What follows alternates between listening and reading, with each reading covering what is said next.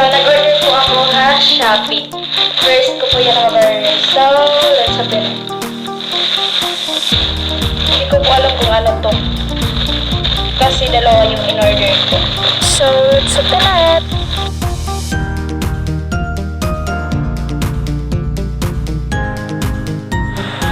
Tcharan! Guys, ito na po ang aking order na bag. Bag pala ang naunang dumating kaysa sa mascara. Akala ko kasi yung mascara. Yan guys. And mga guys, ngayon ko lang napansin meron pala siyang nakasulat na fashion sa front ng bag ko. Yan guys. So, check out nyo na guys. Kasi yung 184 pesos nyo, makakabili na po ng bag. Tulad nito. And ang dami pong pagpipilian doon. Pwede ka pang pumili ng iba. Kaso medyo mahal-mahal lang kasi mga imported na yun eh. Dito lang tayo sa medyo low price. Kasi wala pa tayo pera ngayon. Yan lang muna pag-pisan natin.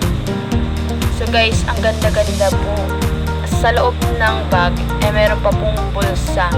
And sa gilid-gilid naman po niya, pwede nyo pong lagyan ng tumbler o whatever. Kung anong gusto nyo guys. So kayo lang po ang magdedesisyon yan. So guys, yan po 16 pesos na lang guys yung perang natira ko. Kaya okay lang yun.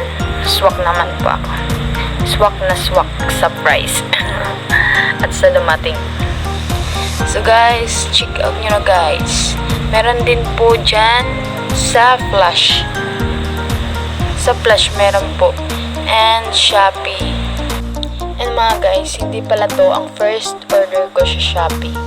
Ito pala ang second order ko, pero first claim ko. Kasi yung first order ko sa Shopee, hindi yan napunta sa akin yung pants. Pants kasi yung in-order ko noon. Kasi nagandaan ako sa kulay niya and dun sa tila niya. Kaya in-order ko siya. Pero guys, ganyan talagang buhay. Minsan may parcel, minsan wala. Minsan may pambayad, minsan wala. Kasi kung wala tayong pambayad, di umutang na lang tayo. So, guys, huwag na tayong mag-parcel kung wala naman tayong pagbabayad. So, guys, check out nyo na, guys. Akala ko nga scam yan. Hindi pala.